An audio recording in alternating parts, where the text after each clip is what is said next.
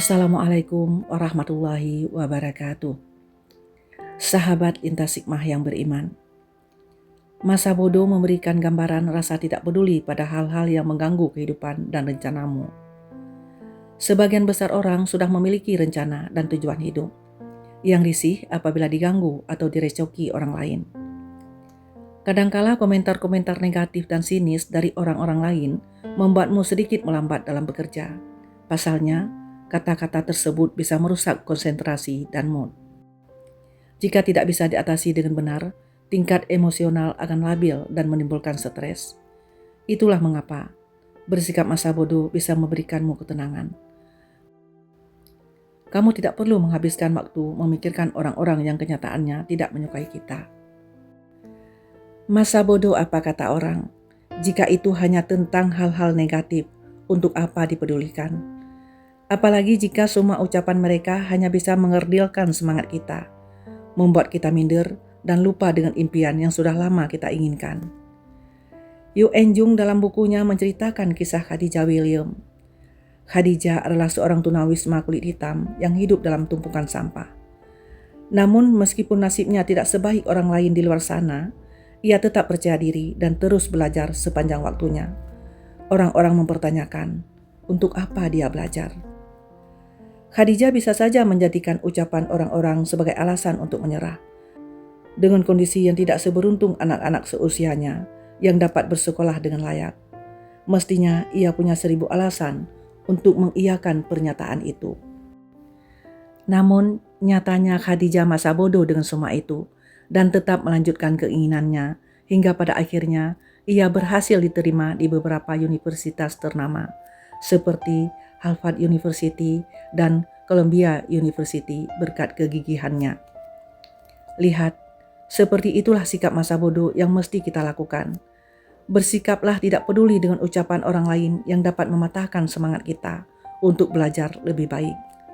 Memang selalu ada keajaiban dalam hidup ini dan itu nyata. Semua sejalan dengan usaha yang kita lakukan. Bukan masa bodoh jika diingatkan tentang kebaikan. Semisal, sudah berhijab dan mengerti agama, tapi kenapa masih pacaran dan pegang-pegangan tangan? Dengan santainya kita menjawab, masa bodoh apa kata orang? Biarkan semua orang menjadi ahli surga dengan menasihati kebaikan, seolah-olah hidupnya paling sempurna. Kenapa tidak mengurusi hidupnya sendiri saja sih? Astagfirullah, istighfar. Mengingatkan tentang akhirat jangan menunggu sempurna, karena mustahil ada manusia sempurna di dunia ini. Jadi, jika ada orang-orang baik yang rela menyediakan waktunya untuk mengingatkanmu, jangan sekali-kali menghinanya dan mengejeknya sebagai ahli surga. Dia sudah berbaik hati memperingatkanmu tentang hal yang salah, supaya jadi bahan koreksi diri, meskipun kadang caranya kurang tepat. Tapi dari ucapan mereka seringkali menjadi jalan hidayah bagi banyak orang. Bisa jadi dulunya Allah telah menegur kita dengan cara yang lembut, tapi kitanya tidak mau mendengar. Maka Allah tegur dengan cara yang lebih keras lagi, supaya kita mau kembali dan bersimpuh di hadapan Allah. Masa bodoh tentang ucapan-ucapan negatif yang merendahkan kita, tentang penilaian buruk dari orang lain yang tak sesuai dengan kenyataan, tapi jangan masa bodoh dengan nasihat kebaikan yang justru dapat menjauhkan kita dari api neraka. Pilah dan pilihlah komentar orang lain, jangan semuanya dibuang jauh. Kita punya hak untuk merespon seperti apa pendapat orang lain terhadap diri kita. Tapi mustahil mengendalikan ucapan mereka. Kita tidak mungkin menyuruh mereka berhenti berkomentar. Tapi kita bisa memilih atau mendengarkannya atau tidak. Kita tidak mungkin pura-pura tak peduli. Apalagi jika ucapan itu muncul dari keluarga sendiri. Tapi kita bisa memikirkannya lagi. Apakah pendapat itu benar? Baik untuk dipertimbangkan? Atau hanya sekedar ingin menjatuhkan. Masa bodohlah karena penilaian orang lain tentang kita bukan hasil final. Orang lain bisa dengan mudah merendahkan dan menjatuhkan kita. Tapi jika kita tidak benar-benar menanggapinya, sebenarnya tak ada apapun yang terjadi sampai kita membenarkannya. Dear Muslimah, bersikaplah masa bodoh untuk hal-hal yang memang kita anggap perlu. Sahabat lintas hikmah yang dirahmati Allah. Dalam era digital yang semakin berkembang, media sosial telah menjadi elemen yang tidak terpisah dari kehidupan manusia modern. Platform seperti Instagram, YouTube, dan TikTok telah mengubah cara kita berinteraksi, berbagi, dan bahkan bagaimana kita memandang diri kita sendiri.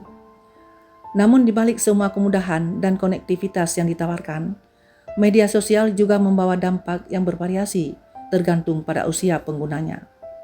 Apa dampak negatif dari pengguna yang berlebihan? Penelitian yang dipublikasikan dalam Jurnal Psikiatri yang diterbitkan tahun 2019 lalu menemukan bahwa remaja yang menggunakan media sosial lebih dari 3 jam per hari berisiko tinggi mengalami masalah kesehatan mental, terutama terkait dengan citra diri. Media sosial seringkali menjadi ajang untuk membandingkan diri dengan orang lain yang dapat menyebabkan perasaan tidak cukup baik, kecemasan, dan stres. Banyak remaja merasa tertekan oleh pencapaian orang lain yang dipamerkan di media sosial, merasa diri mereka belum cukup mampu atau berhasil. Saat melihat kehidupan orang-orang di media sosial, rata-rata semua dari kita akan berpikir betapa sempurnanya hidup semua orang. Mereka jalan-jalan tanpa beban, bahkan tidak kelihatan kapan mereka bekerja. Mereka mengadakan pesta dan sering makan-makan di luar dengan pose sangat bahagia. Mereka punya keluarga yang harmonis. Terbukti foto keluarga mereka selalu bagus dan penuh senyum.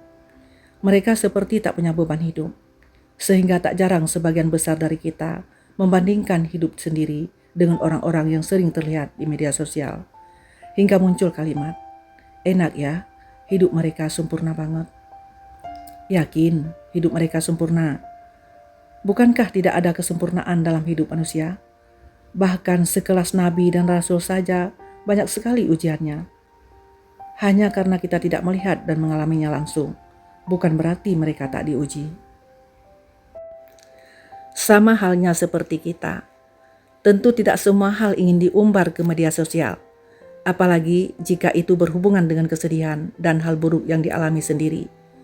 Biarkan jadi konsumsi pribadi, sebab kita sadar betul, bercerita kepada semua orang tak selalu akan membantu. Kadang masalahnya justru jadi lebih rumit. Karena itu, ada baiknya diam sampai semua selesai. Biarkan orang tahu hanya bahagia-bahagianya kita saja. Biarkan orang kira kita tak pernah punya masalah. Itulah yang orang lain lakukan, sama halnya dengan kita. Orang-orang pun butuh privasi, meskipun dia artis. Tak semua hal diceritakan ke publik. Jadi, jangan berpikir bahwa semua orang hidupnya sempurna dengan melihat media sosialnya saja. Kemudian menganggap Allah tidak adil karena hidup sendiri terlihat begitu sulit dan rumit.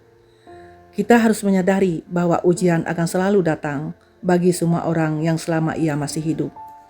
Jika kita masih diberikan ujian oleh Allah, itu artinya kita masih bisa bernafas dengan lega dan diberikan kesempatan lebih banyak waktu untuk melakukan hal-hal baik lainnya sebagai bekal menuju kampung akhirat. Ada baiknya kita mulai membatasi penggunaan media sosial yang berlebihan, sebab ketergantungan pada media sosial, membukanya berjam-jam selama seharian dapat memicu berbagai macam gangguan mental, seperti depresi atau takut tertinggal dari keramaian, cemas, dan takut tersisih dari lingkungan sekitarnya. Sering membuat insecure kita tidak disikapi dengan positif, dan berbagai macam gangguan mental lainnya. Kesehatan mental di zaman sekarang yang begitu banyak digaungkan oleh banyak orang bukan hanya sekedar isapan jempol belaka.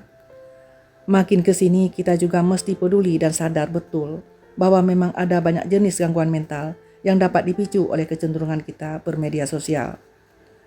Media sosial tidak selamanya negatif. Tapi jika tidak digunakan dengan bijak, bukan tidak mungkin akan menimbulkan hal-hal yang tidak kita inginkan. Terlalu banyak bermain media sosial bukan hanya dapat mengganggu kesehatan mental kita, tapi juga bisa menjauhkan kita dari Allah. Contoh sederhananya saja, akibat terlalu sering scroll media sosial bikin kita malas beribadah. Kita jadi senang menunda waktu salat dan enggan membaca Al-Quran. Awalnya beralasan istirahat, healing, atau apalah. Namun, hal semacam ini dilakukan bukan untuk reward, melainkan pembenaran supaya bisa bermalas-malasan. Healing dan istirahat dari apa? Sedangkan seharian hanya rebahan dan baru menyelesaikan sedikit saja tugas serta kewajiban. Rehat dari penat yang mana? Kewajibannya saja belum sepenuhnya dituntaskan. Jangan salahkan mengartikan kata healing dan me time. Bukan healing dan me time kalau kerjanya hanya bermalas-malasan.